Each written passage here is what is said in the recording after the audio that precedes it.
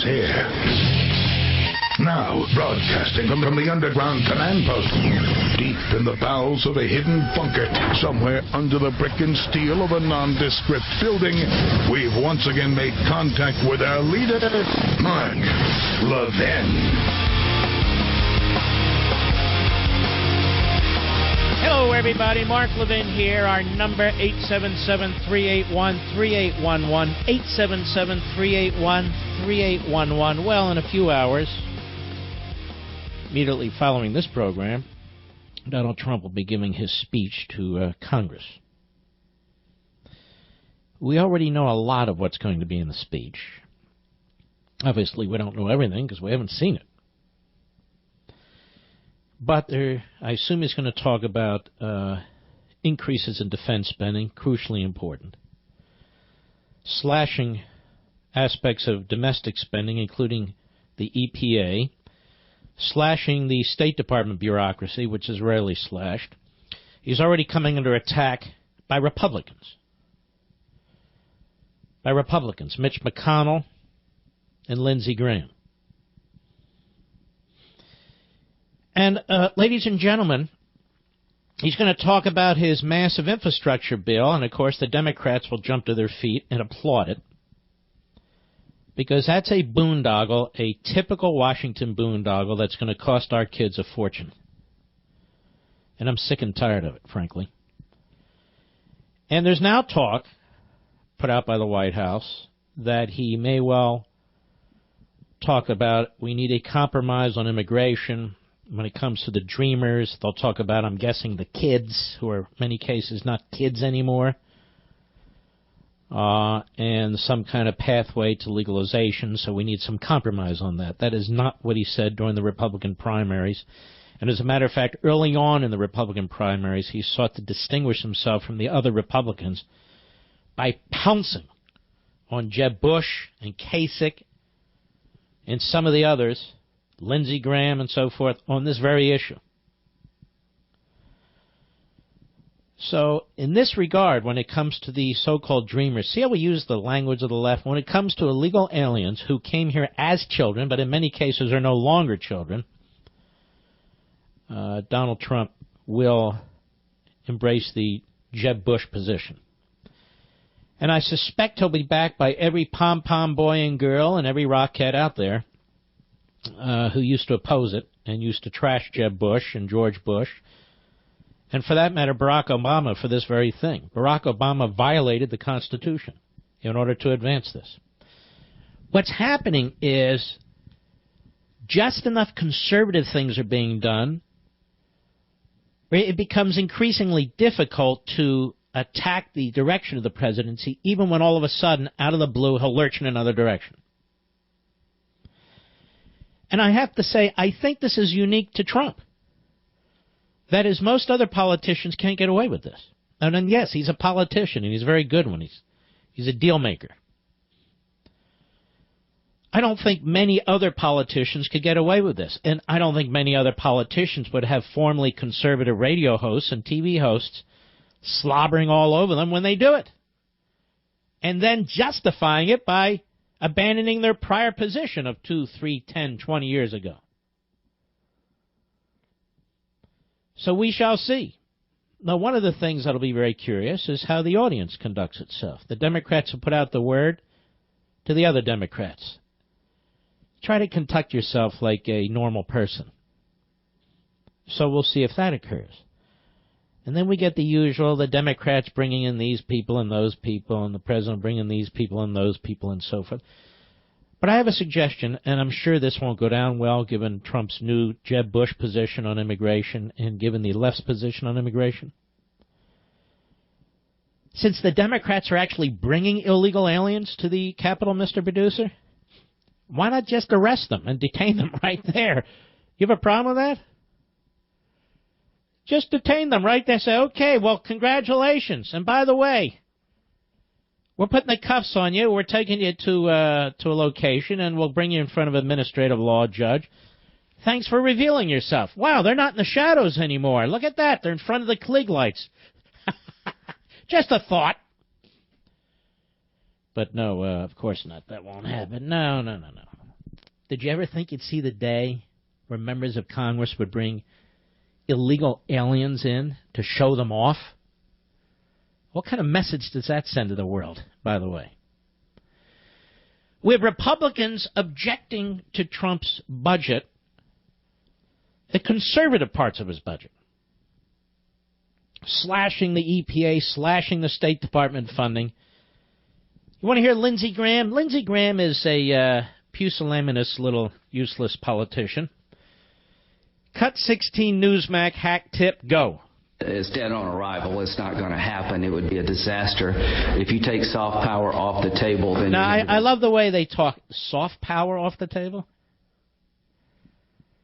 In other words, if you take foreign policy bureaucrats off the table? No. There's no fat over there at the State Department. No. Go ahead. What's most disturbing about the cut in the State Department's budget, it shows a lack of understanding what it takes to win the war. No, it doesn't, idiot. And what do you know about war anyway? You were a lawyer in the I don't know, the Guard, wherever you were. What the hell do you know about the military? Seriously. You know, if I hear it from a combat general, that's one thing, or somebody that's actually... But I don't need to hear it from him. How did he become an expert on the military? Expert on immigration, expert on the military. What they know is that with 52 Republicans, one or two creeps can change the whole thing. And he being one of them. He's not alone. This from Reuters. Majority Leader Mitch McConnell said he would not back slashing State Department funding as proposed by the Trump administration, adding that deep cuts would not pass the legislative chamber. So this guy's not a leader. He's not a statesman. You see, Barack Obama had Harry Reid. When it comes to actually advancing a rational fiscal policy, Donald Trump will have nobody in the Congress.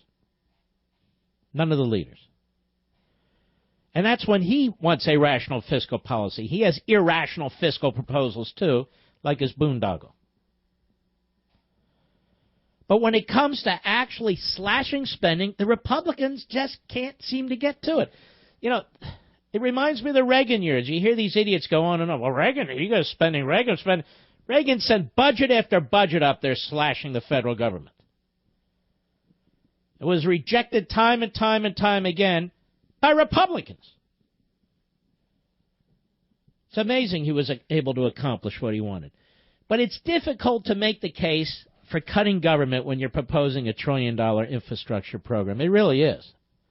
It makes it much, much harder because it's incoherent. It's an incoherent economic policy. Now you'll hear guys on radio and I like it. It's a growth policy. We're going to slash taxes, slash regulation. Good, I'm all for that. And then they turn around and say another $1 trillion in spending and another, we're not going to reform these entitlements and we're not going to address that. Why? Why? And then, of course, everything's done for the people. The Democrats say they're for the people. The Republicans are for the people.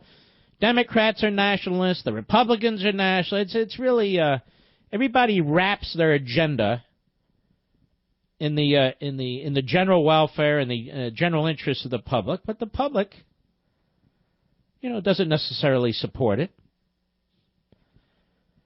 Anyway, it should be very, very interesting. I think it'll be much more interesting than the Oscars, by the way. Well, you know what? Check that. The end of the Oscars was extremely interesting. I didn't see it live, but I couldn't stop playing the clip.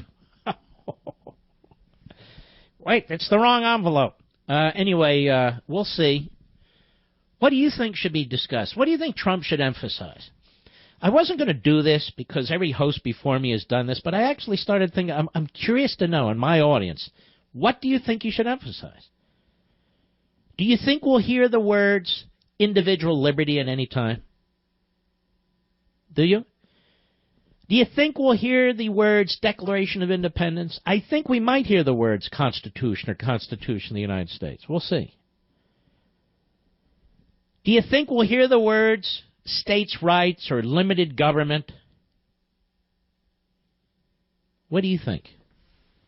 We'll be right back. Mark Levin.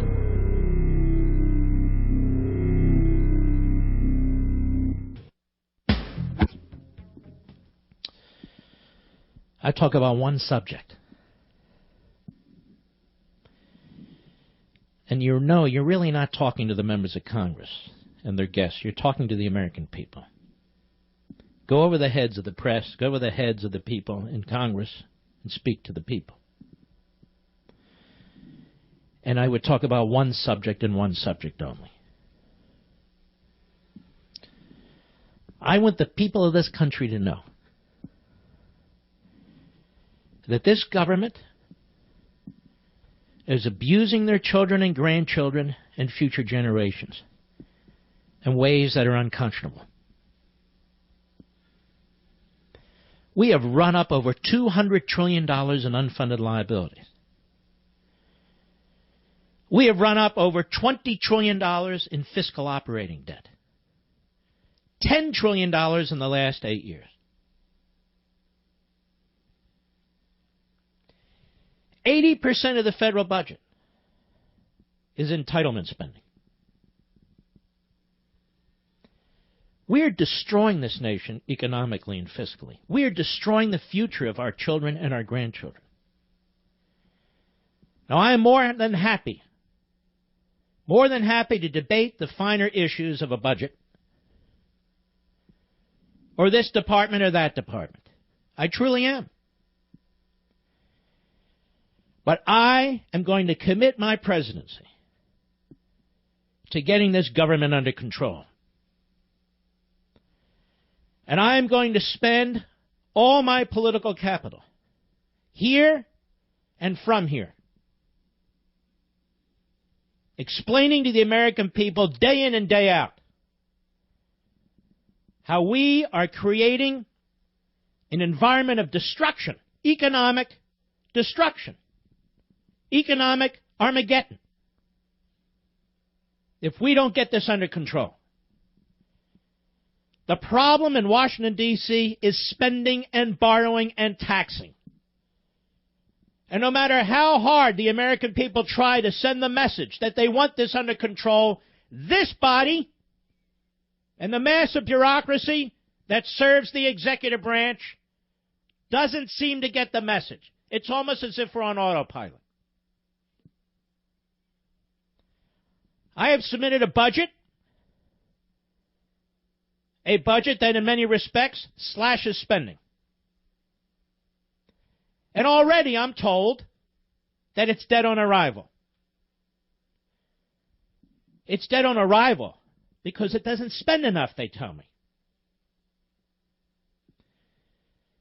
Well, my goal here tonight and my goal going forward is to put the brakes on. Not all at once, but to start the process. To start the process. The feather bedding of the bureaucracy, the lobbyists, the special interests, buying votes, massive amount of monies sent back to states and localities to subsidize their activities. This has got to end. The billions and billions of dollars that are spent by federal agencies and departments to subsidize organizations, typically left-wing organizations, this has got to end. The massive redistribution of wealth, which seems now to be the central function of the federal government, has got to end. We've now reached a place where we don't have enough money to do what we're supposed to do as a federal government, our constitutionally required obligations, to secure our borders, to secure our people, to have the number one military on the face of the earth to defend this nation and our allies. Our Highway Trust Fund has been bankrupted.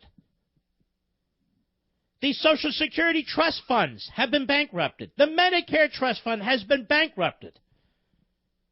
In the private sector, you'd have a life in prison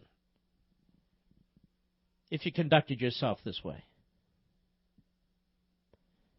Now, somebody has to say enough is enough.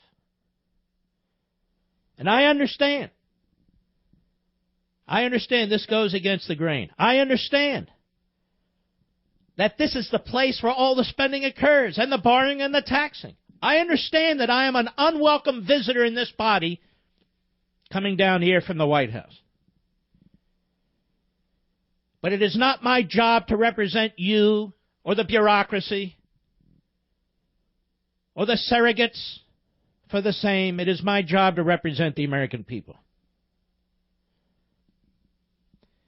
It's time that we respect individual liberty.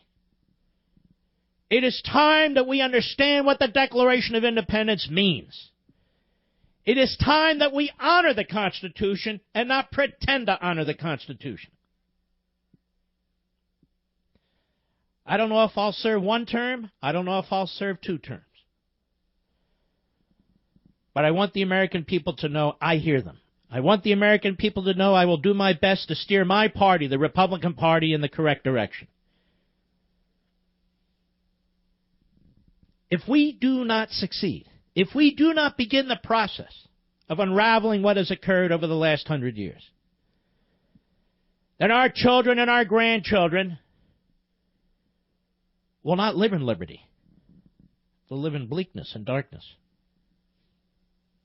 They will not live the type of quality of life that we do today. Quite the contrary. So I am here really to commit to the American people in front of their Congress that I will do everything I can as President of the United States to curb what's been taking place here for decades. And I want the members of this body to join with me. I want them to reflect in a sober way about what they do here each and every day. I know we will not have the support of the media. I know we will not have the support of academia. I know we will not have the support of Hollywood and other aspects of the culture. I'm well aware of this. But if I don't fight this fight, who will? And if I don't fight it now, then when will it be fought? Those are my thoughts, ladies and gentlemen. I'm curious to know what you think. I'll be right back.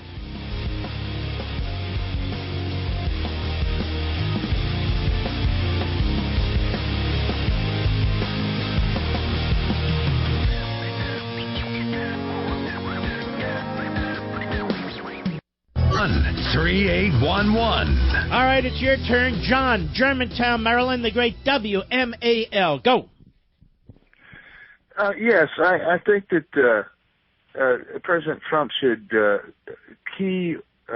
focus on the bad economic impact on our economy by allowing illegal immigration into our country, by giving them free education, free health care, free rent, free food. Well, what do you think about the word seems to be that he's basically going to talk about compromise, the parties need to get together, and that there should be some kind of path to legalization? I believe that is... does that bother you? Yes, it does, and I believe it's not very wise. Well, let me ask you this. Why was Marco Rubio trashed viciously, Jeb Bush trashed viciously by Trump and his surrogates with his websites and all the rest if this turns out to be Donald Trump's position? Well, I don't know why that occurred. Is this what they mean by nationalism, populism? I sure hope that that's not the case.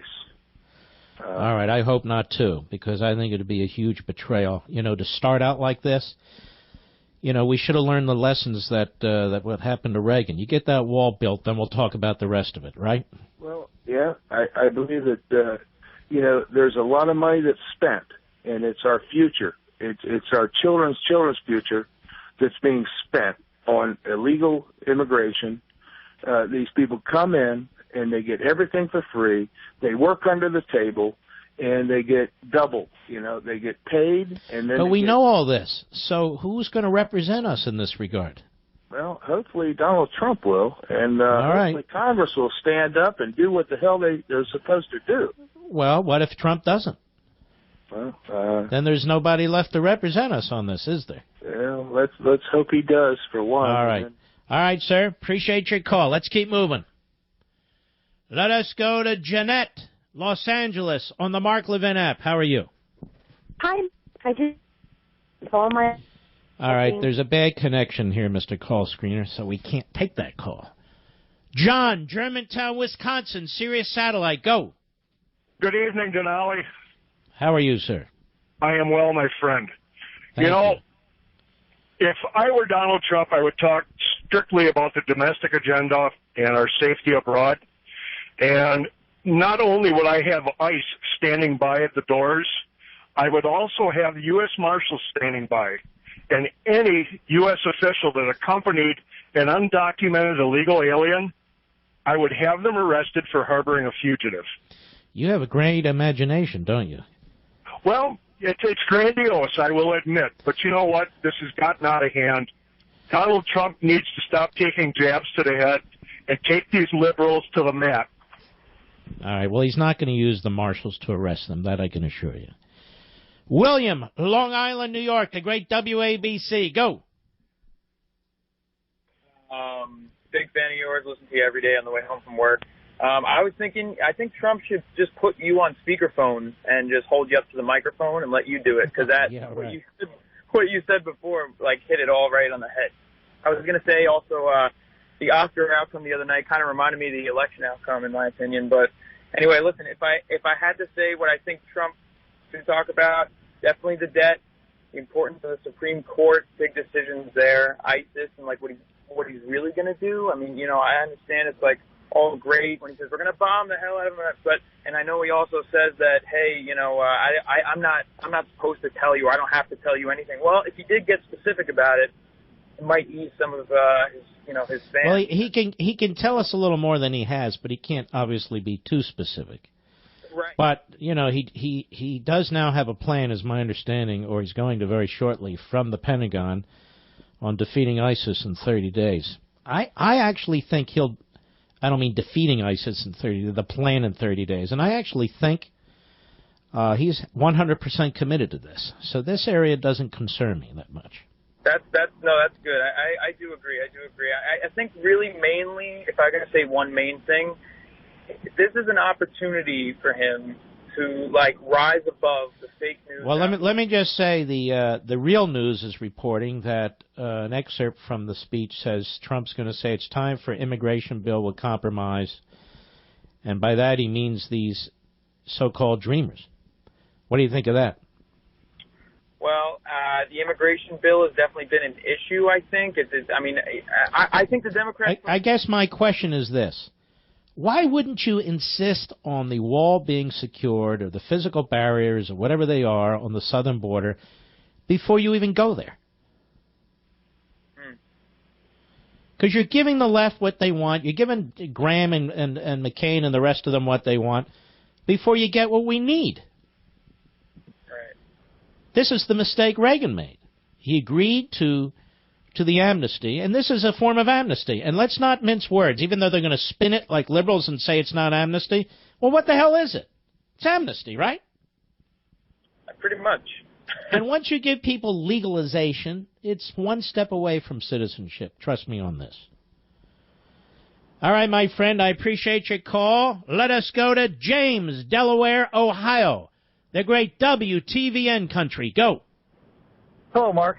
Hello, James. I just wanted to discuss the immigration. Hopefully Donald Trump, I'm sure he's going to touch on it tonight. And mainly about the illegal immigrants, the ones that are actually working. I don't know if you can actually deport everybody. Or okay. That is an argument that never flies with me. Everybody, you can't catch everybody who murders. You can't catch everybody who rapes.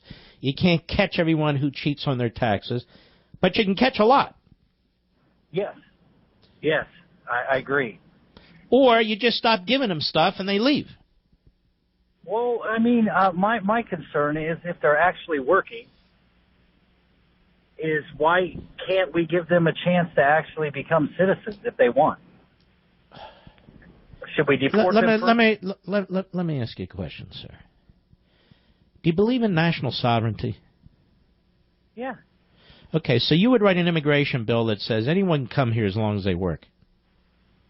No. Okay, then what are you saying? We have so many. I don't know how many are here working. Do you? Really? No, I don't know how many, but... And if there are industries that like it, they're going to have to... there's industries that would like all kinds of things. There's industries that wouldn't like competition. There's industries that would like cheap material prices. There's industries that would like their taxes lower. There's industries that would like that don't want environmental rules to apply to them, and so. But they have to follow the rules. Yes. Why is this one area carved out? Why? I don't know if it's a problem that can be tackled, without yes, having... it's a problem that can be tackled. Alexis de Tocqueville warned. He warned that, I'll paraphrase him, that we reach a point, perhaps in a democracy, where the people have basically surrendered their independence. They've surrendered their ability to affect what happens in government and so forth and so on. It happens over time, but their vigor is dulled. Their sharpness is and this is what we have. I don't have anything to be done. Okay, hands up. That's it. Forget it. There's a lot of things that can be done. There's no reason why people who are here illegally should continue to receive subsidies. There just isn't. They shouldn't be getting What's that? I don't think they should ever get subsidies if they're illegal. Okay, but I'm explaining to you things that can be done, but apparently won't be done. I hope they are. All right. Thanks for your call. Thanks for the ride on the merry-go-round. Tom, Washington, D.C., the great WMAL. Go. Thank you, Mark. I want to back up what you've been saying. I think what you said right on the mark. I have several things to add. One is, if I were him, I would say what you said and quote the great Thomas Sowell, who said this is a moral crisis in this country, that current generations are foisting massive debt on future generations, including those not even born yet. That is a moral issue on his point. The other part I want to say regarding immigration is something you have also mentioned, and I agree with that. The left is making a mockery of what it means to be a citizen. We've talked about this before, I wish to reiterate. I am horrified at the point that there are a number of blue jurisdictions that are now giving police commissioned police officers to non-citizens. Los Angeles, a year and a half ago, actually proposed the idea of making illegal aliens police officers. To help patrol the immigrant community. Yeah, we're going to take lawbreakers and make them, give them the powers of arrest over American people. As a former police officer myself, I am outraged at this.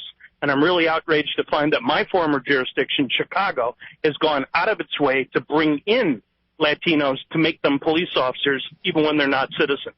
I'm outraged that they're giving the power of arrest over me to somebody who's not even a citizen. Then finally, if they can do that, I wish to bring this up. If they can get away with that, then the next step is making commissioned officers in the military foreigners. I've already run into a situation where they're supposed to only be American citizens, yet several... All right, let me ask you a question. Now, I'm only commenting on this based on the reporting we're getting. And the reporters, including on Fox, are saying they're getting this stuff from the White House. Maybe they'll reverse course after listening to this program. I don't know, but Donald Trump has been showing a lot of ankle on this. He has thoroughly and completely reversed course when it comes to these quote-unquote dreamers. Agreed. And if his position in Congress is, look, we need to compromise, we need to work this out, we should be giving legal status or something for these people, I'm asking you this. Number one, why did he campaign otherwise? And number two, even from a strategic position, if that's your view, why don't you get Congress to fund the physical barriers along the southern border first before you're capitulating on this? Exactly.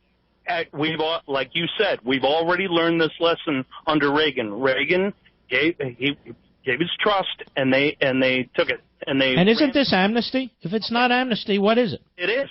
That's exactly what it is. They don't get a thing until we secure the border.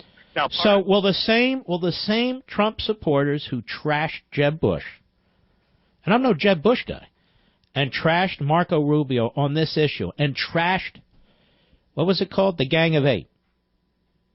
And you'll see that their pom-pom boys and girls are going to look for technical distinctions and so forth. But this is the bottom line, really, here, without the citizenship angle, and that'll come. That'll come. This happens gradually. It happens in phases, and it becomes almost politically irresistible for Democrats and Republicans. You think they'll genuflect and all of a sudden support this? I'm concerned that they will, and I'm fed up with that. They need to stand the ground. When they make a promise, stick with it. And is this what they mean by nationalism, populism? Doesn't it sound like liberalism? Yep. And that's why I completely agree with you, Mark, on this national populist business. And national populism, when he recommends massive infrastructure spending, isn't that quintessential liberalism? Yep. There's nothing nationalist populist about it, quote unquote. All right, my friend, I appreciate your call. I'll be right back. Mark Levin.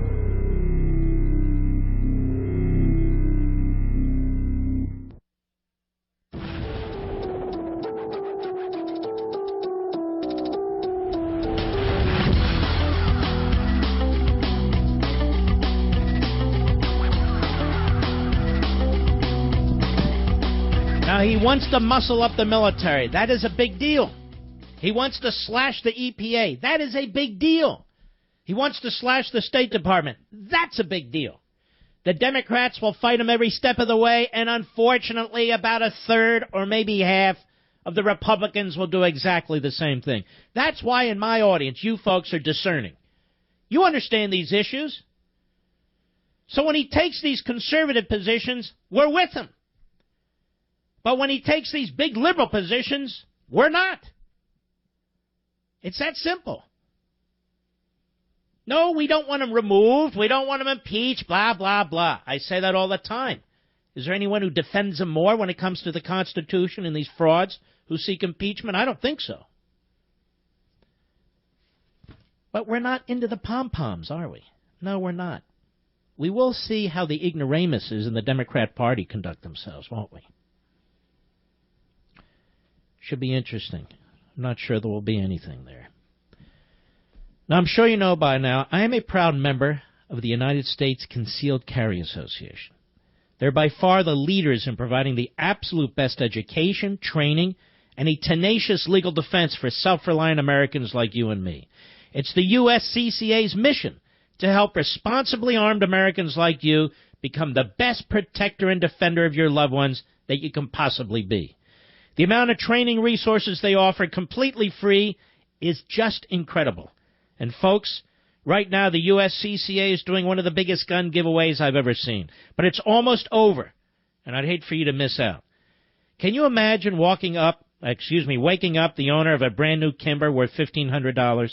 Instead of just one winner, they're going to draw 10, which means you have 10 chances to win a beautiful new Kimber. And I'm telling you, those are great odds, but they're almost gone. Your 10 chances to win expire tonight at midnight. Hello! Your 10 chances to win expire tonight at midnight. So don't get left behind. Visit defendthem.com and enter for free while there's still time, and there's only a few hours. That's defendthem.com. Enter to try and win your dream Kimber, and it's quick and simple and free to do it. Just visit defendthem.com before it's too late, which is midnight. Don't wait any longer. Visit defendthem.com right now for your last chance to win a $1,500 Kimber. That's a big deal. We're not going to move off the topic completely, but here's a story in the Daily Mail repeated by other media outlets. You want to hear this? Barack and Michelle Obama are close to signing record-breaking deal worth over $60 million for the rights to their new memoirs.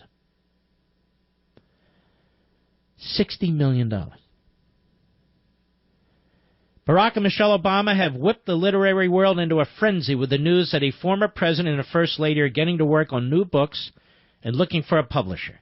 Multiple people with knowledge of the joint publishing deal currently on the table for global rights to both memoirs tell the Financial Times that bidding has already surpassed $60 million in what is described as the most hotly anticipated deal of the year.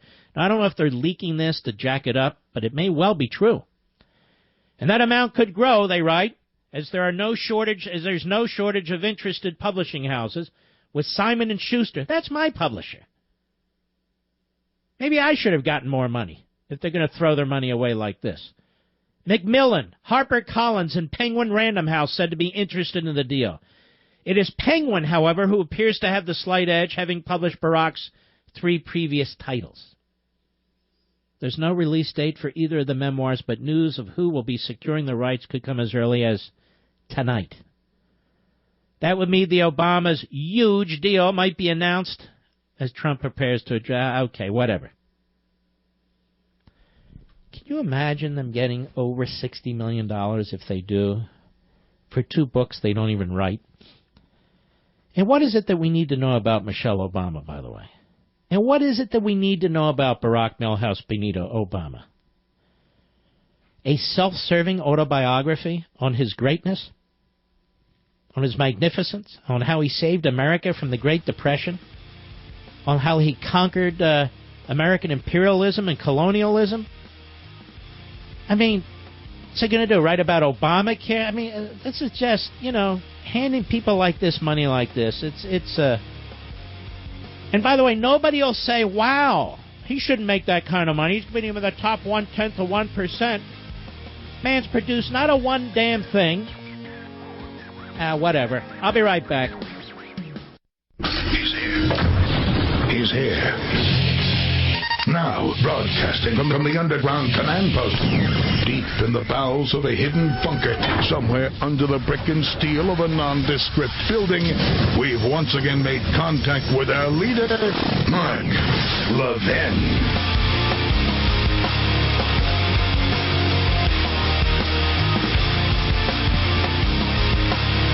Hello, everybody. I'm Mark Levin. Our number, 877-381-3811, 877-381-3811. It would seem to me that the Trump administration should be saying, and a friend of mine just wrote me this, and I think it's correct. Remember that 2006 immigration bill where you agreed to fund physical barriers on the southern border? Well, we're dusting that off and we're reintroducing that. So in other words, you get that done first. If you're going to talk about these other things, you start deporting people who have violated,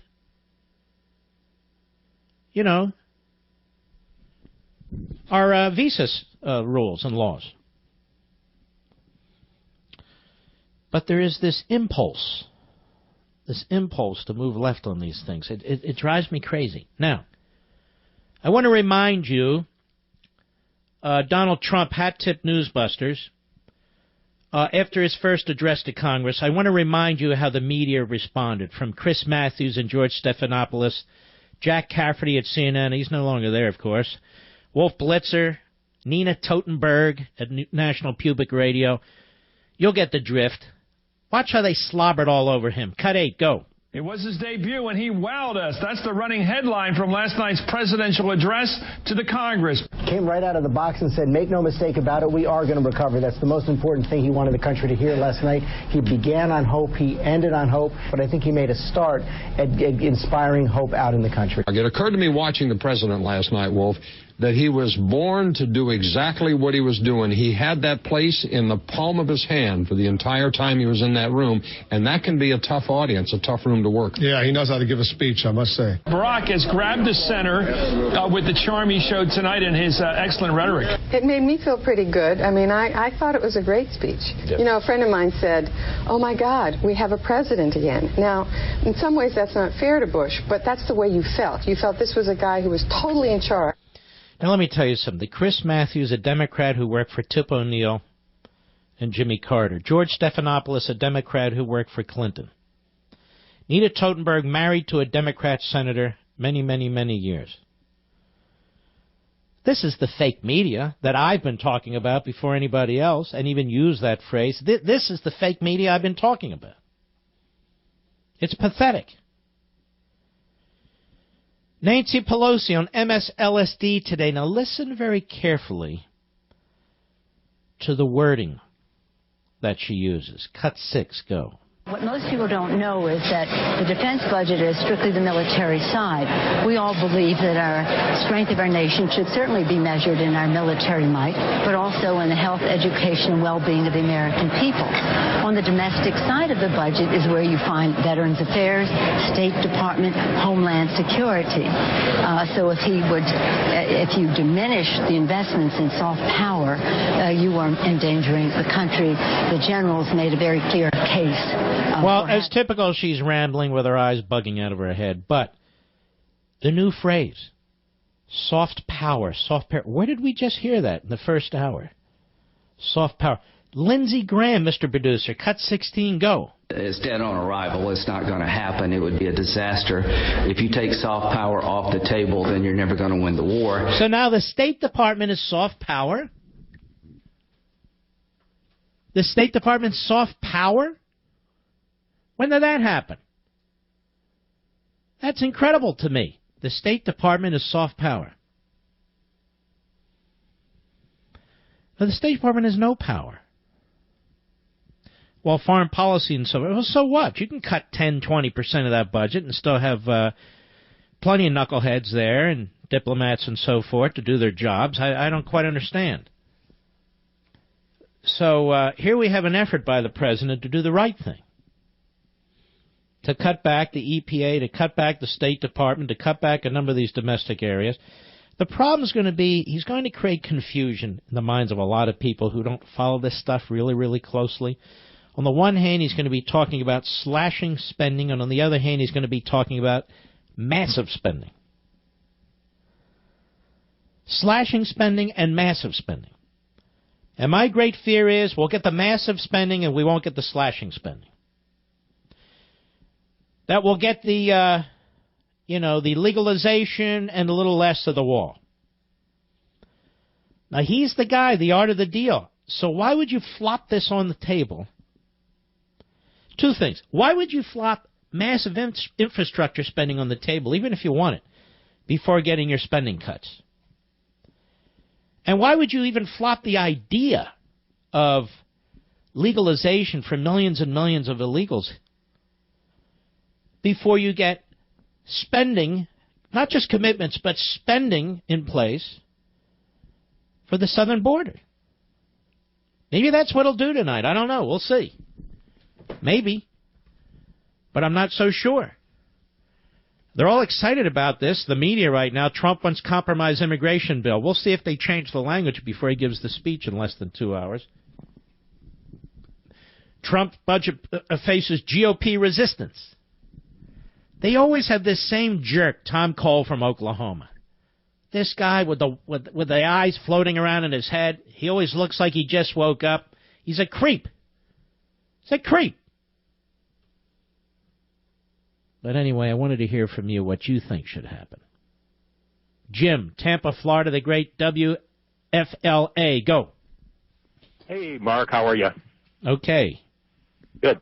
Mark, I've been around, I've seen 8 decades, and my generation has been sucked into this I'm entitled mentality, which alludes to some of the issues you brought up early on in your show tonight, leaving the next generation more than they can handle in terms of debt.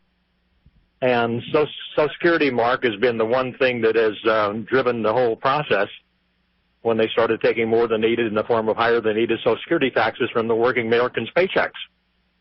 And, Mark, that was a piece that the working Americans were using for payroll savings plans and retirement plans that were flowing into local banks. Local banks, in turn, would bundle it and say, hey, Mark, come in. I see you're doing well. Let's help you expand your business and create more jobs. With that one piece of legislation, Mark, which was intended to cover short-term issues, but it's turned into a long-term problem for millions of working Americans, Mark. And so now we're retiring with less than what we need. And plus the more major local banks have been denied the pipeline that they were using to fund business expansion and new business startup loans that created the jobs. Can I give a website, Mark, please? Well, I don't know. What is it? Tell me about it before you... We're not giving out a person's website. Sorry, not on this show. It does trouble me that we're not even addressing this. even when you say, okay, if you're on Social Security and Medicare, we're leaving you alone. You're grandfathered in, so to speak. If you're over 55, we're going to grandfather you in. But if you're under 55, we're concerned you're not going to have anything. And so we need to address this for those of you who are under 55. Those of you who are older than 55, you don't even need to listen to us. We're not even talking about you. Your circumstances will go, unaffected. Unaffected. But we don't even do that. Now, I want you to look at your kids and grandkids. I look at my kids and my granddaughter, and I say, what the hell are we doing? What are we doing? And these people tonight, they're all going to be in Congress. They're all going to be clapping. The members of the media are all going to be talking about them. Oh, isn't this interesting? Isn't that interesting? And this probably won't even be addressed. On top of the massive debt. Now, I don't know where we're going in this country with this stuff. When we have trustees and actuaries telling us, Republicans, Democrats, it doesn't matter where this stuff's going. And to have a Republican president who's a businessman throw another $1 trillion on the fire is just outrageous. And I bet the liberals try and outgun him on that. And I've looked at the list of planned spending. They put one out a couple of weeks ago up to $150-some billion. Not fixing roads and highways and tunnels. That's a tiny percentage of what they're spending it on. The vast majority is new projects. New projects. New boondoggles. Now, how many more times are we going to do this? Corey, Portland, Oregon, KUFO, go. Hey, Mark. By the way, did you know that on KUFO 12 Plus, all listeners, we are number 1? Nice. That's good. Making the Levin show great again. Go right ahead. Hey, Mark.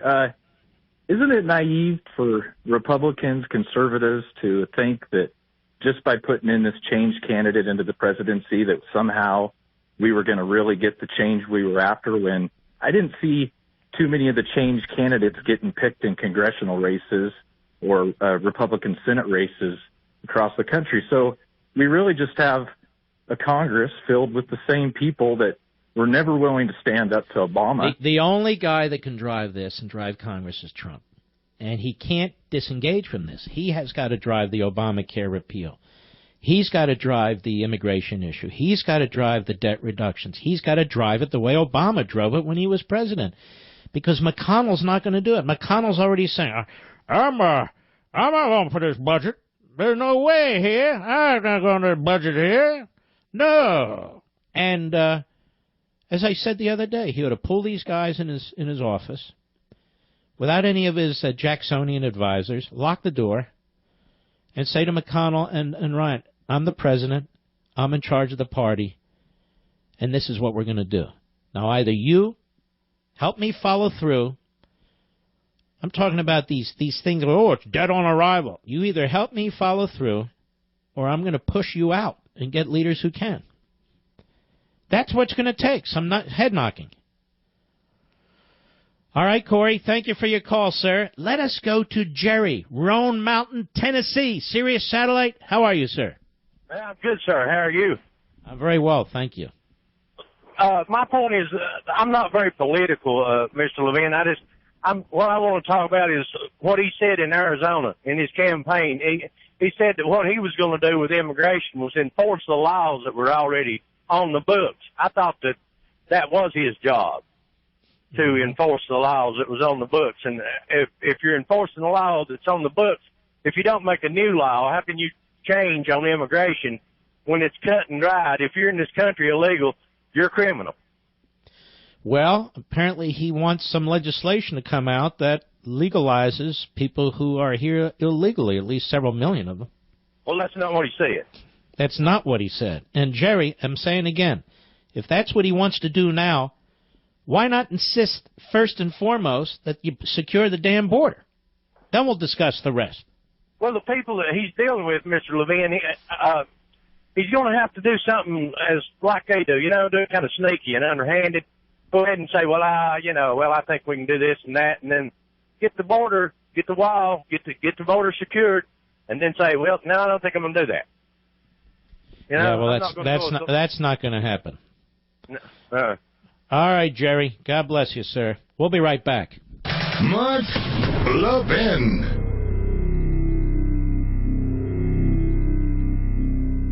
I have a long memory about people's positions and views, not out of contempt or animosity. I just remember. And there's a fellow on Fox right now, man I like very much. I remember when he used to attack Governor Pete Wilson of California for Proposition, I think it was 187, and I remember when his position, along with Crystal and the Weekly Standard, was very, very much in the I would argue, open borders amnesty crowd. Very close to the Wall Street Journal editorial page. And now the fellow lectures us about immigration and Trump and all that. It just amazes me how people so casually and routinely flip-flop and then lecture those of us who've not flip-flopped. All right, I want to bring this to your attention. Politico, which does accurate reporting on the left and rhinos who constantly leak to it, but actually is not a news outlet, albeit it claims to be. Republicans near make-or-break moment on Obamacare repeal. Republicans are having a break-the-glass moment on Obamacare. After promising for years to upend the Democratic health care law the first chance they got, with plans to hold a vote to repeal the vote by early April, the party remains far from consensus. So far, in fact, that Majority Leader Mitch McConnell has called a special all-members caucus meeting Wednesday to try and get his rowdy caucus in line. Two key House committee chairmen running point on the House's Obamacare efforts will be on hand to explain why Republicans should support the proposal to roll back Obamacare's Medicaid expansion and replace insurance subsidies with tax credits, among other provisions. But a leaked blueprint of their plan is already taking serious heat from the GOP's right flank, jeopardizing the entire repeal bid. So now, see, conservatives who actually want to repeal it are now jeopardizing repeal. This is how the left write. In the Senate, Republicans can afford to lose only 2 of their members, but GOP leaders are facing pressure from both moderates and conservatives, that is, liberals and conservatives, as they try to craft a bill. Centrists, that is, liberals, are signaling they won't back a bill that rolls back Obamacare's Medicaid expansion. Look at that. Look at that. Every Republican voted against this bill. Every damn one of them in the Medicaid expansion. Now that it's in place, centrists, a.k.a. sellout liberal Republicans, will not pull back on Medicaid. They're such phonies and gutless frauds, it's impossible. It's impossible to take it. But conservatives like Senators Ted Cruz, Mike Lee, and Rand Paul, as well as the House Freedom Caucus and outside conservative groups, say they'll oppose any measure that provides refundable tax credits to help people buy insurance, which is what the House's emerging plan will do. A refundable tax credit is a subsidy. It's a subsidy. Are you for the status quo or are you for fixing this? That's what our members are going to be faced with, said Senator John Thune, another fraud. But Thune's conservative colleagues are drawing a hard line ahead of Wednesday afternoon's meeting, where the party has gathered in recent years to avert crises and plan strategy during urgent months. Cruz, Paul, and Lee say they won't vote for Obamacare Light, the derisive label critics have attached to the House plan, and they're backed by groups like Freedom Works and the Club for Growth. Cruz, for his part, says he won't back any measure that offers refundable tax credits, saying such a scheme would amount to a massive and new entitlement program. You understand, folks, right? A massive transfer of your wealth to other people, in essence, to buy health care.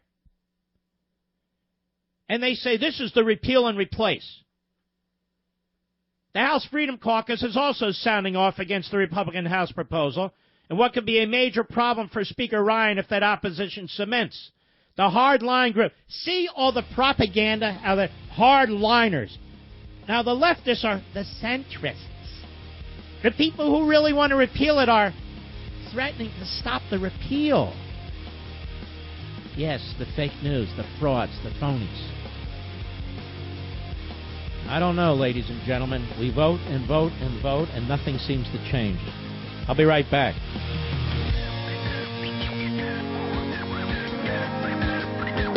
Diabolical going on here.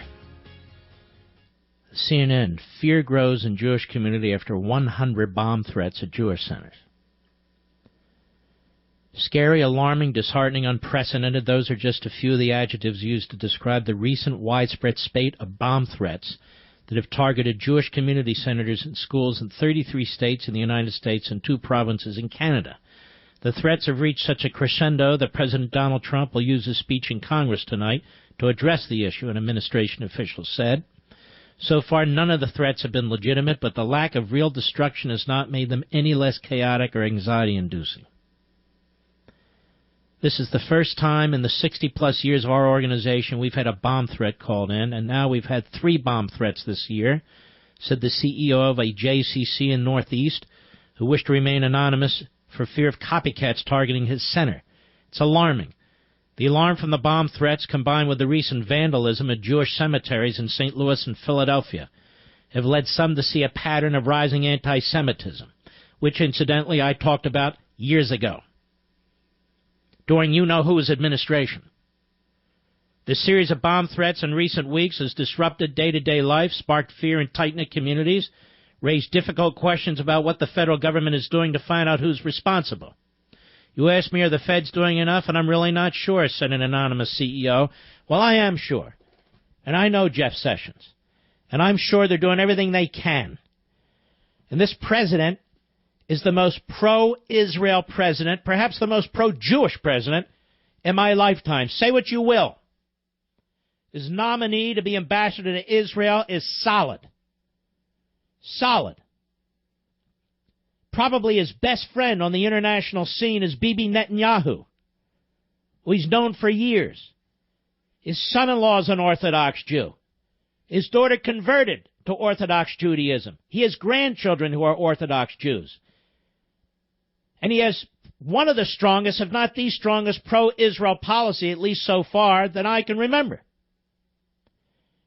And yet Hillary Clinton and others are trying to insinuate that this is a result of the Trump presidency, and so I will insinuate this is a result of the lurch of the Democrat Party into the camp of the Muslim Brotherhood. That's right, I said it.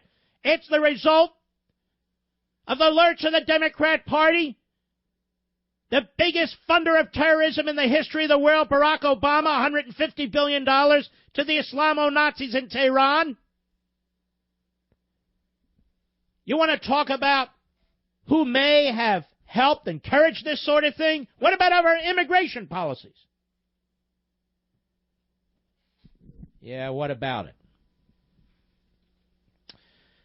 Alan Greenspan, economist extraordinaire, former chairman of the United States Federal Reserve, was recently quoted as saying this. Listen to this. Significant increases in inflation will ultimately increase the price of gold. Investment in gold now is insurance. It's not for short-term gain, but for long-term protection. I view gold as the primary global currency, quote unquote. That's not me, that's Alan Greenspan. That's not my sponsor, Goldline. That's Alan Greenspan. Call Goldline today to hear more about Alan Greenspan's interview with the World Gold Council and his thoughts on where the price of gold is going. Gold is in my portfolio. If it's not in yours, give a call to my friends at Goldline, the only gold company I trust, our wonderful sponsor, and ask them about it. In these uncertain times, you owe it to yourself to call right now.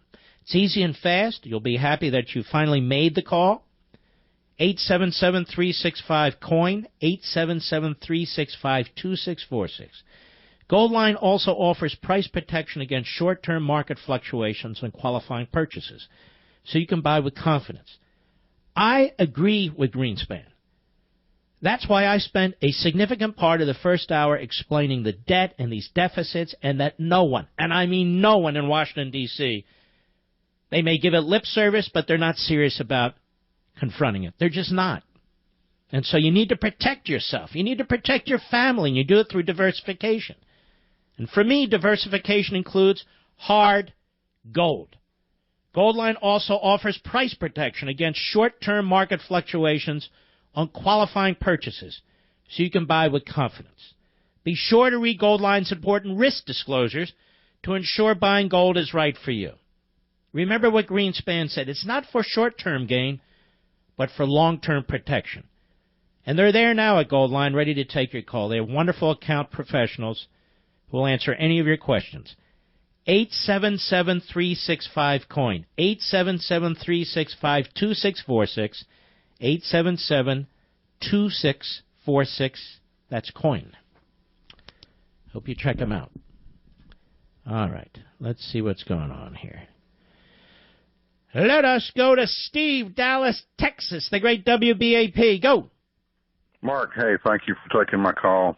Yes, sir. I have to calm myself down sometimes, and to your point earlier, we elect officials, we send them to Washington, they take an oath to a document that I'm not sure they're familiar with, and not all of them, but there seems to be a large majority that take an oath that they choose not to uphold. Donald Trump needs to get up in front of Congress tonight and take them to task. Remind them that they took an oath, that the American people sent them to their office up there, and they need to follow that oath and follow the Constitution. It just drives me crazy over the last 10 years that so few had any gall to stand up and do anything against Obama. It's not just Obama. Here's the thing. This progressive mindset, this progressive agenda is so enshrined now in Washington, D.C., which is why I wrote the Liberty Amendments, to try and push the power back to the states, to try and push, in some cases, final decision-making with a supermajority, 3/5 of the state legislatures, because I'm convinced these people are not going to do it. I'm convinced all a strong president can do is to slow it down somewhat. But we have an election every 4 years. And when they get in office, they drive us substantially further left, substantially into further debt, substantially into more centralized government. And when our guys get in office, they're nibbling around the edges, they're fighting with each other, it's just frustrating as hell. It just is. Yes, absolutely. All right, my friend, thank you for your call. All right, let us continue. How about this one? Let's go to Bob, Fayetteville, Arkansas, the great KFAY. Go. Hey, thank you, Mark. And I was listening to everything you said, but when I called, I wanted to talk about health care and personal responsibility and price sensitivity, and how that's so important when we talk about competition. It's interesting to talk about competition, no doubt, but if people aren't given some incentive to shop or search or to be price sensitive, they lose a lot of that. And when you were at Temple, and you're a few days younger than I am. Oh, you Googled me. Okay, yes, I was at Temple. And I was at Minnesota. We paid for our own health care. Right. When we were 18-year-old kids. And let me explain it. You make a great point. We were all college age. Some went to college, some didn't. But I don't remember being on my parents' plan till I was 26 years old. Do you? Absolutely not. It's ridiculous. When I was 21, I was on my own. It was cheap, and it was ridiculously cheap, and insurance companies were after us, and we eventually went to work, of course. But insurance companies aren't even allowed to offer that kind of insurance anymore. Are you aware of that? Oh, yeah. It's ridiculous. I have 2 daughters that were on my plan, and they're not price sensitive about health care at all. And, it's when somebody else pays or you have an insurer, some of that is lost. Your sensitivity, your willingness to shop or search gets kind of lost. And that's my point. And I'll leave it at that. No, but it's an important point that's never discussed, and people just don't care. They want freebies. They want subsidies. And what you're saying is what you take out of that is not just competition, is your point, but as you say, personal responsibility, trying to find the best deal, trying to find the best options. And that's taken away. Some bureaucrat or politician has replaced it. President Trump could say tonight, and I've not been a big supporter of his. I've supported Ted Cruz, who's made his life goal to reform or just get rid of Obamacare. Just get rid of the parents or the children being on their parents' health care until 26. Phase that out. I don't know if it's tomorrow, but... They won't do it. These so-called centrists in the Republican Party insisting on keeping that, insisting on keeping this massive expansion of Medicaid, by the way, which is also going broke, and insisting on pre-existing conditions. All right, those are the three biggies, and so that's not insurance, and that's going to go broke. Let me ask you a question. Yep. Convention of States, I've supported you and helped where I could. It's not me, brother. It's the country. I'm just an advocate. Well, did Iowa Senate vote today? And I don't know. Okay, I don't know who voted on what today, quite frankly. They usually update me sporadically, and they'll let me know. But I'm sure if you Google it, you can find out. Let us go to Pete, Kent Island, Maryland. Go ahead on the Sirius satellite. Hey, Mark, this is Keith. I don't know if you remember me. I talked to you about 5 years ago about resource officers that they were. How would I remember if you talked to me 5 years ago when I've spoken to 10,000 people since? But anyway, this is what I wanted to talk about. The politicians play merry-go-round so much with our intelligence. It's ridiculous. Now, they're talking about building a wall. Okay, you build a wall. Okay, I'll dig under it. I'll dig under it and come over it. No. Hey, pal. Let me help you out. I don't believe in surrendering American sovereignty in our border. This isn't the first wall ever built in the world. There are walls built, and you're not going to easily dig under it, but those are the exception.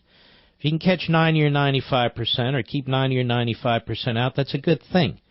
No law is perfect, as I said at the opening of the show. Should we get rid of our laws against murder, sir, because some murderers get away? Should we? No, you should send the murderers back. I agree with that. No, I'm not talking about sending the murderers back. You said, hey, people will dig under the wall, they'll go over the wall. People commit all kinds of offenses, sir. That doesn't mean you don't have laws on the book. Okay, well, what about the offenses? Listen, Mark, just give me a chance. What about the offenses that the rich hire illegal? Get off the air. I can't take it. The rich? The rich? What does this have to do with the rich? Anybody who hires illegal aliens should be punished, period. Rich, poor, in between. I mean, it's just... I'll be right back. Mark Levin.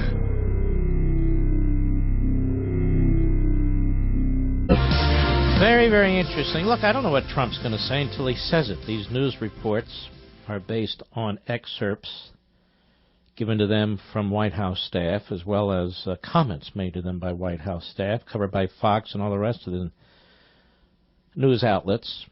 But I find it interesting because some of the Republican leaders, such as they are on Capitol Hill, must be tipped off too, because this guy McCall, who's kind of a wimp, he's chairman of some committee from Texas, he just said that if this is what Trump's doing, it's like Nixon going to China.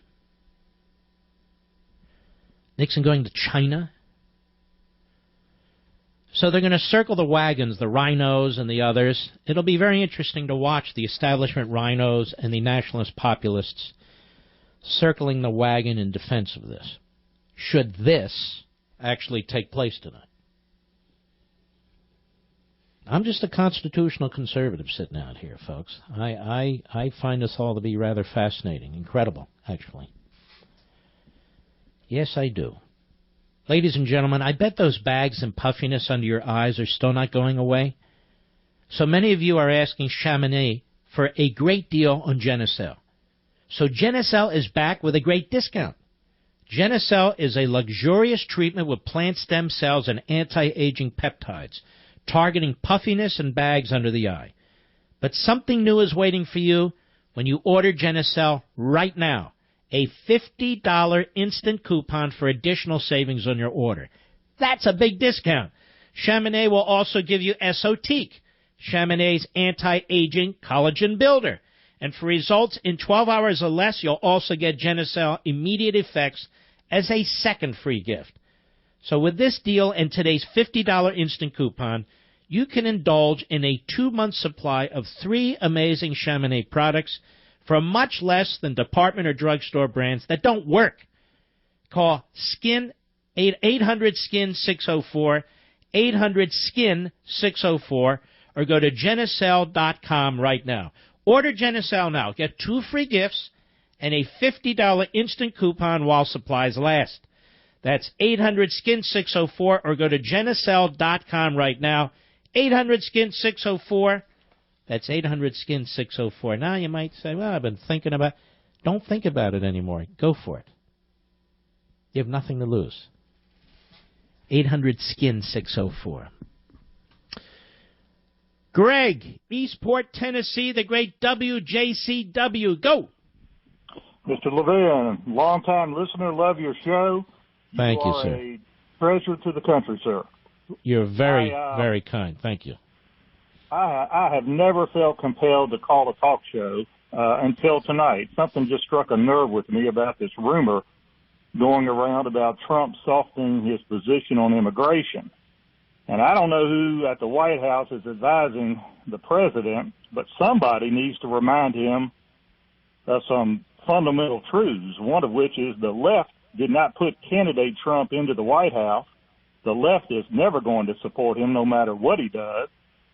President Trump currently has the support of around 50%, maybe slightly more of the American people, and he has a chance of increasing that percentage, that support, to a solid majority if he does what he promised he would do during the campaign.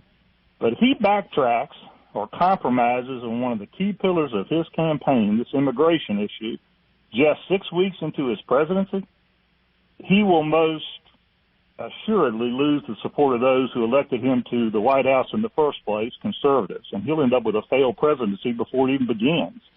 Well, Greg, let us hope, by the way, you're very articulate the way you explain this. And let's hope it's nonsense, right? I hope it is nonsense, and I hope there are certain people who have his ear who will remind him that, wait a minute here, don't be tone deaf about this. Do you agree with me, even if ultimately you're going to take this position, shouldn't you get all these other things in place first? Absolutely. I mean, shouldn't you? I mean, if you're the art of the deal, shouldn't you be telling them, hey, look, I want this wall, I want this fence, whatever it is. That's number one. Number two, people have violated their visas. That is perjury. They need to leave, and we're going to do what we can to remove them. Then we're going to talk about all these other people. Now, once we do these things, then we can talk about this other thing. So I'm just concerned he's making the same mistake that was made in 1986. If this isn't amnesty, I don't know what is. Well, I agree with you 100%. He ought to be negotiating from a position of strength, and it looks like to me he's caving in just way, way too early. And well, again, let's see. I hope it's not true, but I agree. White House in the next 60 minutes or so convinces him to delete that part of his prepared remarks before he reads it to the American people. Because if he does, I'm telling you, I think he's done. I'm certainly done giving him the benefit of the doubt. I think conservatives like me will feel betrayed, and they'll abandon him in droves, and what he's going to end up with. Well, I'll tell you this. I know they monitor this show, Greg, so I suspect you've been heard. And maybe this is all baloney. If it is, I don't know why they're putting it out to reporters, but we'll see, right? I'll be right back. He's here. Now, broadcasting from the underground command post, deep in the bowels of a hidden bunker, somewhere under the brick and steel of a nondescript building, we've once again made contact with our leader, Mark Levin.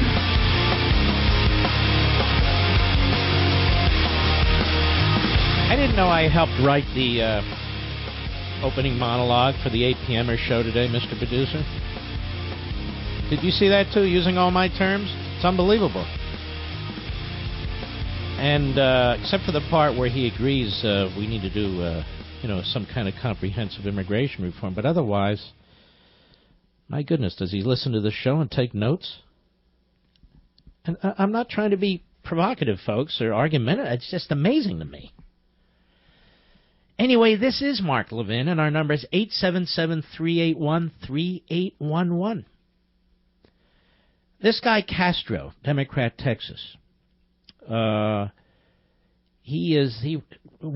Castro. Joaquin Castro was on MSLSD today.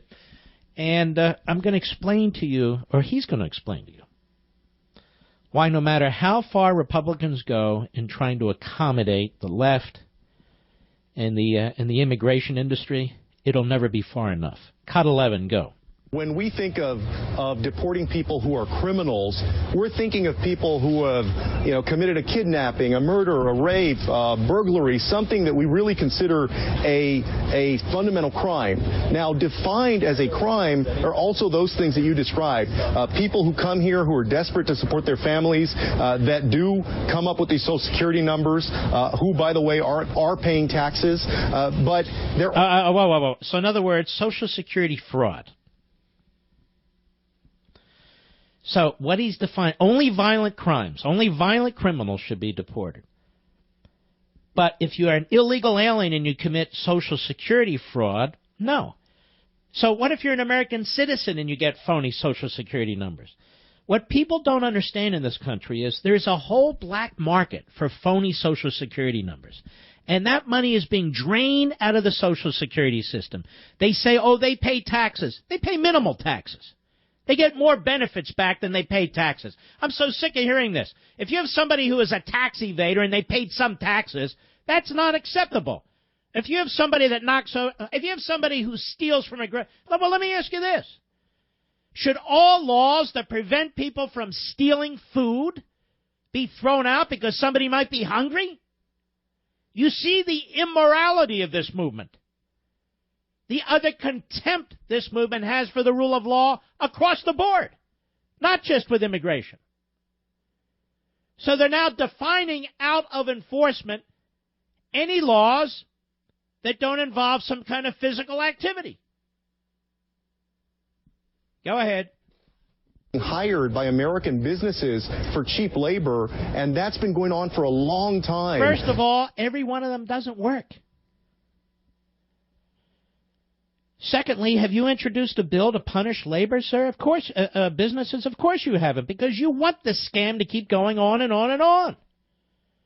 For purely political reasons, for purely power reasons. Go ahead. Incredible hypocrisy in the entire immigration system, but also as part of the list of offenses that ICE listed to us was something as simple as traffic tickets. So not even forging a Social Security number or other... Okay, so traffic tickets are out now. So forging Social Security numbers, that's called fraud. If you get a traffic ticket, you shouldn't be deported. I mean, what the hell? Pat on the back, show up in court, pay your fine, off you go. So in other words, the de facto legalization of illegal aliens and eventually the granting of citizenship. I know exactly where this is going. I know exactly what's going on, and so do you. This is a scam that Washington's perpetrating on the American people. Go ahead. But literally getting a traffic ticket. And so that's why I made the comment. Poor babies, literally getting a traffic ticket.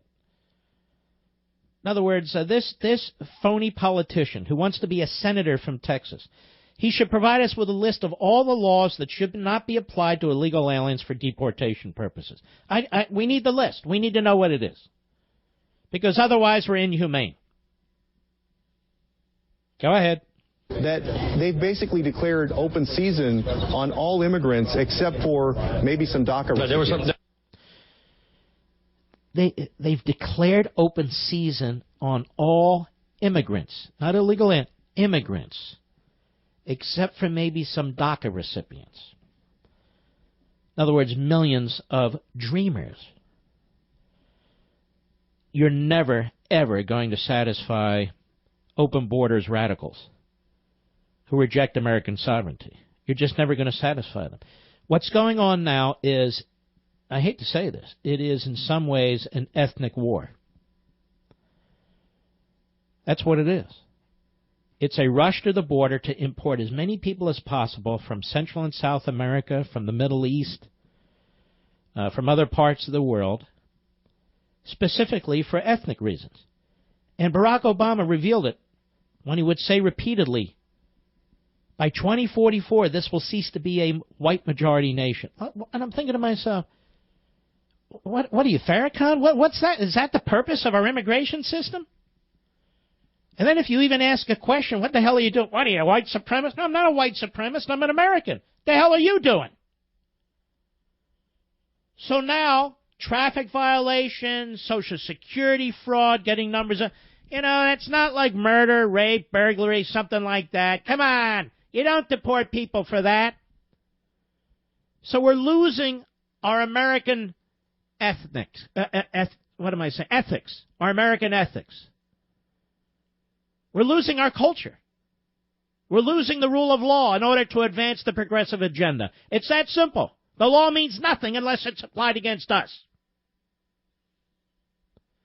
The law is used as a weapon against us and as a weapon to help their constituent groups. It's appalling. This guy's thinking of running for the Senate against Ted Cruz in Texas. Here's what he says. Cut 12, go. And so I'm hoping to make a decision here in the next few months. It's clear to me, going around the state and talking to Texans from all walks of life, that they want a different senator. They want somebody who's going to serve the people of Texas, and they're hungry for change. No. But you don't want to serve the people of Texas. You want to serve the people who want to come into Texas from other countries. I pray to God the people of Texas don't elect this jerk to the United States Senate, because then it's over. If Texas is gone, it's gone. It really is. If Texas is gone, it's gone. And this guy is preaching lawlessness for ethnic purposes. That's what he's doing. Let's be honest. That's what he's doing.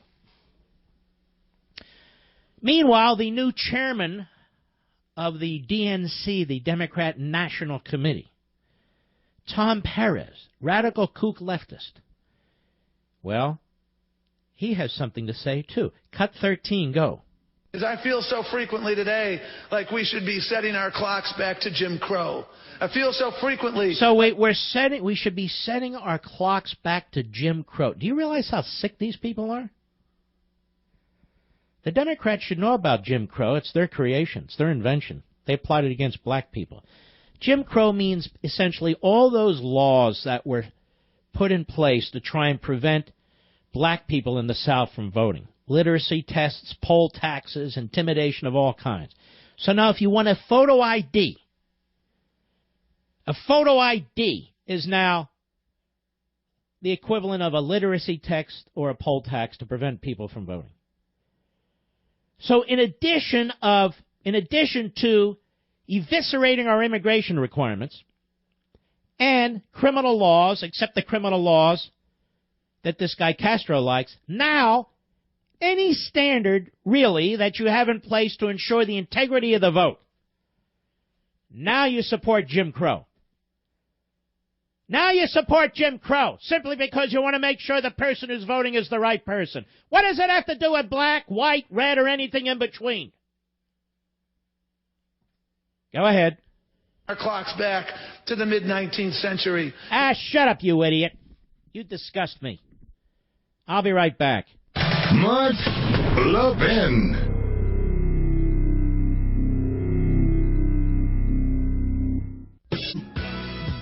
Well, the board is full constantly right now. John, Cape Coral, Florida, the great WFSX. Go! Thank you, sir. It's an honor to speak with you. Thank you. I was just calling because of the guy that called and said we should just keep the illegals here working, and the moron you were just playing. If he runs against Ted Cruz, hopefully he'll win by 99%. Yeah, that won't happen. But it's been decimated here with the illegals. I work in construction, and it's insanity the way they let them come over here. The whole construction industry, they do the same job we do for $20 an hour for $12 an hour. So they cut our wages, and it's crazy. Mm-hmm. You go on yes, the job site. You go on the job sites, it used to always be country music or rock music, and now all you hear is Spanish music like you're in another country. You don't like Spanish music, sir? I have no problem with it, but I don't like them coming here cutting our wages. No, there's a lot of issues related to this and a lot of problems related to this, and we're reaching a point, sir, where politically and demographically we're not going to be able to address it effectively. And this is my big concern. How many more chances do we really have to do this? You know, Trump ran on this issue. This was a big issue. Now, I hope all the reporting is wrong. I hope whatever information staffers at the White House are giving reporters is wrong. But we're about to find out, aren't we? Oh, me too. I hope he's just playing with the media. I don't know. We'll see. All right, brother. You take care. Let's continue. Brian, Worthing, South Dakota, the great KELO. Go. Hi, Mr. Levin. About the whole, what would you say in your speech tonight? Yes, sir. I would bring up the Article 5 Convention of States, go straight to the American people and try to drain the swamp that Wouldn't way. that be marvelous if he did, but I don't think he will. It'd be. I'll tell you why.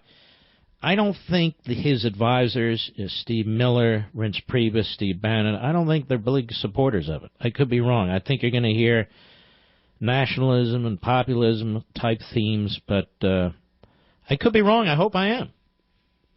I hope so, too. It just recently got defeated in South Dakota here. Yeah, it's disgusting, the Senate. Yeah, and the arguments you hear, it's almost like an Indiana Jones movie. I mean, if you try to, it's like if you pull up this bag, a rock's going to roll out of the wall and try to squish everybody, you know? And they have no answer. They have no answer. You would think a little state like South Dakota that gets abused repeatedly by the federal government, that its members would step up.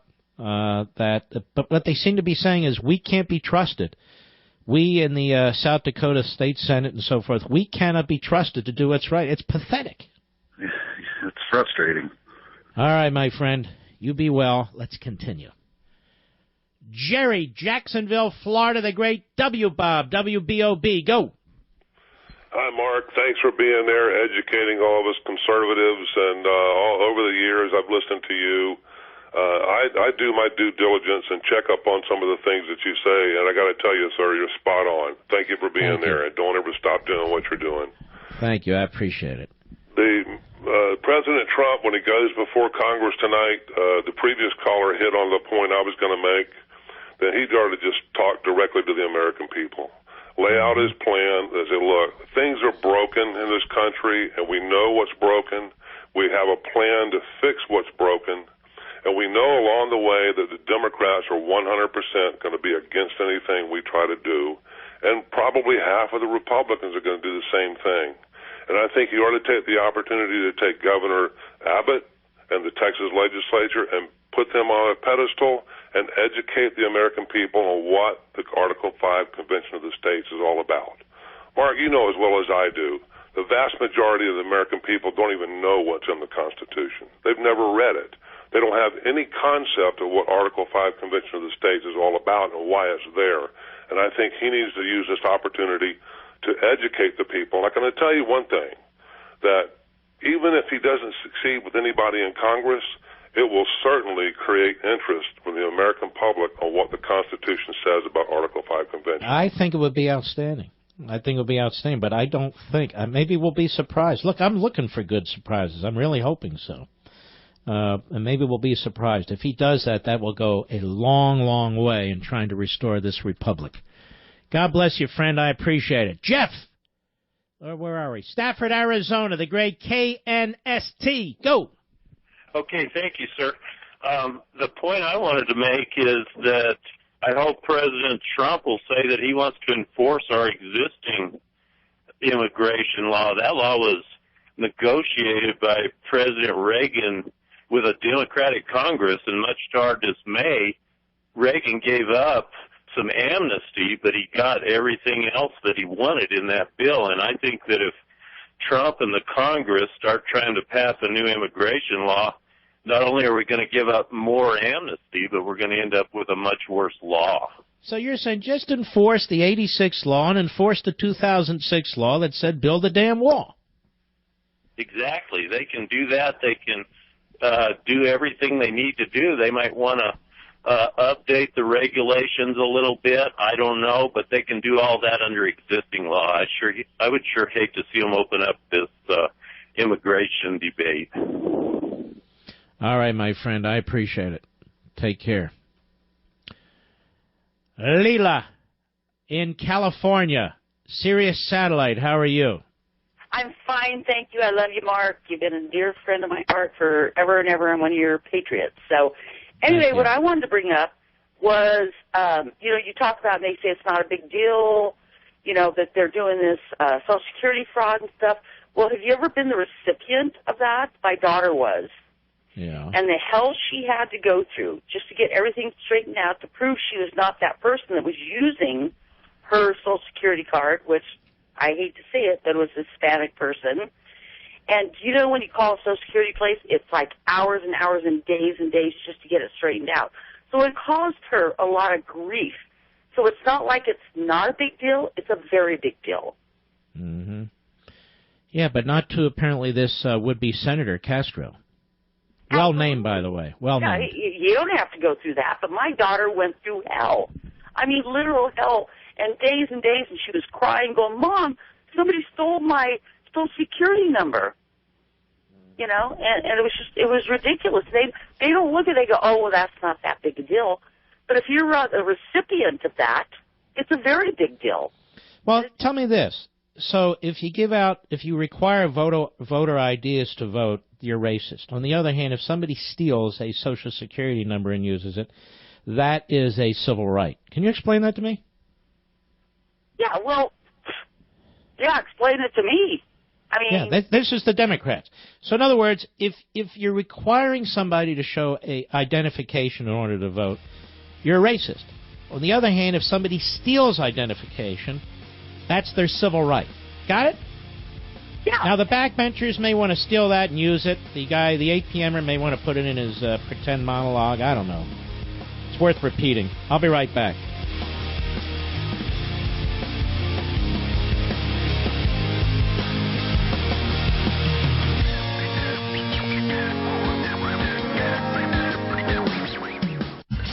There's one name for custom window treatments. BlindsterTer.com. Blindster.com. Look, I love entrepreneurs who put customers first simply because it's the right thing to do. And I recently chatted with Blindster.com founder Kyle Cox. You know what he said? Without my even asking? He said, my number one goal is for my customers to be happy and confident when they give Blindster the privilege of helping them make their homes beautiful. And I even placed my own order on Blindster.com. I still can't believe how easy it is to measure and install blinds. It's BLINDSTER.com. Now, Kyle stands by you, and he's so certain that you can do this, that if for any reason your blinds don't fit, even if you didn't measure correctly, Blindster will remake the blinds free of charge. That's free of charge. You only pay shipping.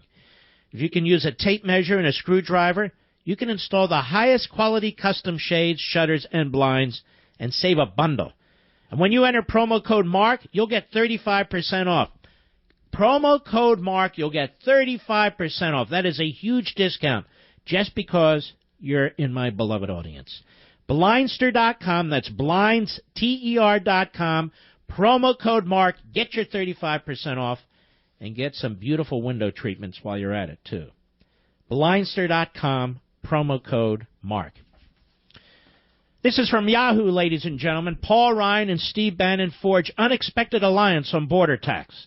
House Speaker Paul Ryan has won over an unlikely ally to salvage his controversial tax plan, Steve Bannon. Trump's top strategist once described Ryan as the enemy, but now the former Breitbart news chief is the Speaker's best chance to win approval for his border-adjusted tax, which Republicans currently say has almost no hope of clearing the Senate. Now, a border-adjusted tax, ladies and gentlemen, this is crony capitalism. It will help certain industries, but it'll drive up your costs. Average Americans, working Americans, blue-collar Americans, all of you, this will drive up your costs. This is a backdoor VAT tax, a sales tax, if you will. In a handful of White House meetings, Ryan found that Bannon was perhaps the most enthusiastic backer of the border adjustment plan, according to a senior administration official and a person familiar with Sessions. Is this populism? A vigorous endorsement from Donald Trump could help save the border adjustment plan, which is running into strong opposition from the energy industry and retailers. Retailers, people you buy stuff from. The energy industry, the way you make your home warm and cold during the summer and fill up your car. Yeah, little stuff like that. The retailers took the unusual step of launching an advertising campaign on the tax issue aimed at viewers of Fox News, Fox and Friends, Saturday Night Live, TV programs Trump is known to watch. The sudden alliance between Ryan and Bannon also shows how Republican leaders are adapting to the ultimate outsider president and seeking to curry favor with a handful of aides who can influence his thinking. This is repulsive to me. Inside the administration, the proposed tax has several backers, including Stephen Miller, a senior Trump policy aide, Chief of Staff Reince Priebus, a longtime Ryan ally, newly confirmed Commerce Secretary Wilbur Ross, this is an old-time liberal Democrat protectionist, and Trade Advisor Peter Navarro, another big-time protectionist. According to a senior administration official, Jared Kushner, a senior advisor and Trump's son-in-law, is said to be open to the proposal but hasn't made up his mind. Great, so some 32-year-old liberal Democrat kid out of New York, he's got the balance. But listen to this. National Economic Council Director Gary Cohen, a Goldman Sachs guy, as I recollect. Treasury Secretary Steve Mnuchin, Goldman Sachs, and a Soros guy are against the border adjustment part of Ryan's plan, the official said. So we actually have a Soros guy taking the pro-capitalism, pro-middle-class position, and the nationalist populists wanting to drive up the cost of retail products and energy, just so they can prove their ideological point. Incredible to me. Absolutely incredible to me. And it's sad. It's sad. It's so, the logic is confounding. It's confounding. Just because you throw these labels on something. Just because you throw these labels on something doesn't make it so. Wow, we're going to protect the working people by driving up their costs, driving up energy costs. You drive up energy costs, you put people out of work. You drive up food costs and other costs, you put people out of work. Rather than go this route, the Bernie Sanders route, I have a better idea. More open markets. Let's sign deals with other countries. They lower their taxes. They lower their tariffs. We don't put in taxes. We don't put in tariffs. Why don't they do that? Oh, well. Let us continue. Let us go to Nick, Marietta, Georgia, Sirius Satellite. How are you? Hey, great one. Man, this is a thrill. I really appreciate taking the call. Very kind. The question really is going on about Trump tonight, and my main point is the art of the deal. I keep hearing this guy's a great deal maker. I'm not too thrilled that this can get leaked out the way it is about the potential of legalization. Two things as a hardcore conservative: end of chain migration. Now, let me just say this. This is what's being reported, and they're reporting it, they say, based on what's being given to them from the White House. Okay, so we'll see what actually happens, but I'm just giving you that one caution. Go ahead. Well, I know that is a caveat. If it's true, and we know the mainstream reporting what it is, and but I'm just saying, get rid of chain migration and also the birthright citizenship. And if you are going to legalize, none of this mumbo-jumbo of the Gang of Eight. I can remember Senator Sessions coming on and talking about how people could get legalization who had multiple DUIs, who had multiple, many misdemeanors or felonies, and they were still, quote, in good standing. If you're going to allow people to be here and you're going to say the best of the best, they really better be the best, and they better be real assets. That's the only condition that happens, and it doesn't happen. And the last thing I want to see is any of these clowns getting to be citizen or a path to legalization who have come in the last 4 years when 2012, after he was safe, dummy allowed everybody to come over and encouraged them to come over. If you can sit there and guarantee me that nobody's going to be rewarded in the last 4 years and they can prove that they were here 7, 8, 10 years ago and they're outstanding citizens, my conservative heart might bend a little bit. That's the point I just wanted to make to you, Mark. All right, my friend. I appreciate your call. I'm reading some of the excerpts put out by the White House. Let's look at some of them here as we're close to the president giving his speech. Each American generation passes the torch of truth, liberty, and justice in an unbroken chain all the way down to the present. We've spent trillions of dollars overseas while our infrastructure at home has so badly crumbled. This is just infuriating to me. What does one have to do with the other? We've begun to drain the swamp of government corruption by imposing a 5-year ban on lobbying by executive branch officials and a lifetime ban on becoming lobbyists for a foreign government. By finally enforcing our immigration laws, we will raise wages, help the unemployed, save billions of dollars, and make our communities safer for everyone. As promised, I directed the Department of Defense to develop a plan to demolish and destroy ISIS, a network of lawless savages that have slaughtered Muslims and Christians, men, women, and children of all faiths and beliefs.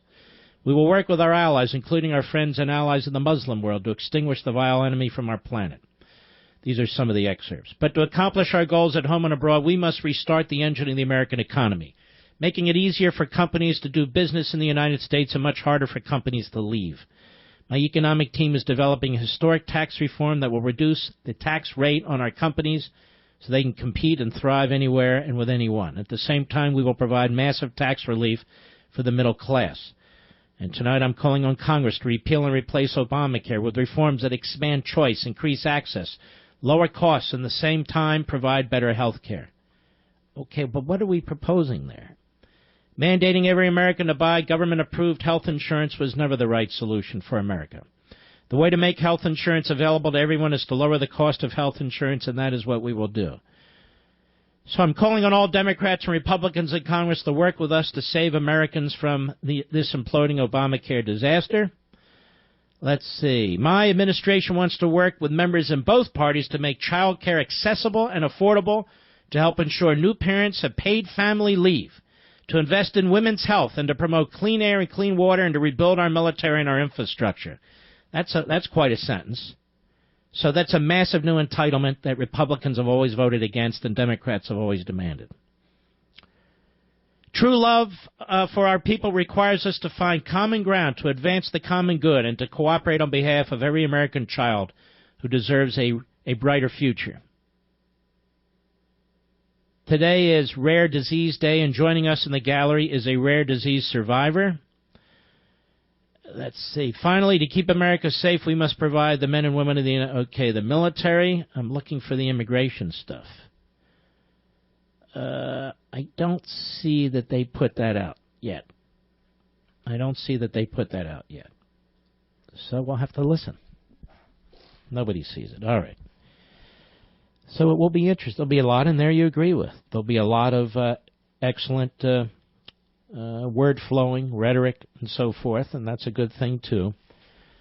But you need to listen very, very carefully, because some of these things are very, very solid, and some of them are liberal. They just are. Let us go to Bob, Atlanta, Georgia, the great WYAY. Go. Yes, Bob, go right ahead, please. Going once, going twice. Gone. Carol, Athens, Alabama, the great WVNN, right near Huntsville, Alabama. Go.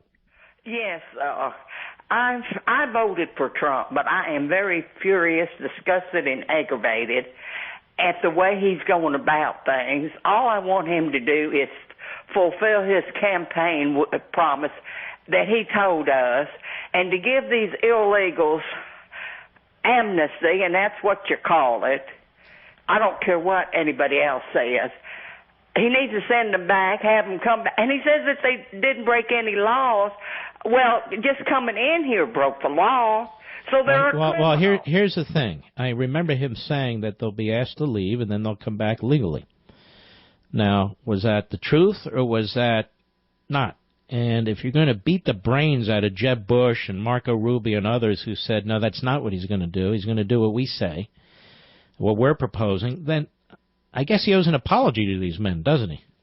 Yeah. But let's see what he says. My guess is they're going to spin that a little bit and tone it down if, in fact, that's what he does. These are reports, but they are reports based on what's being fed to them by staffers in the White House. Thank you, Carol. I'll be right back. Mark Levin.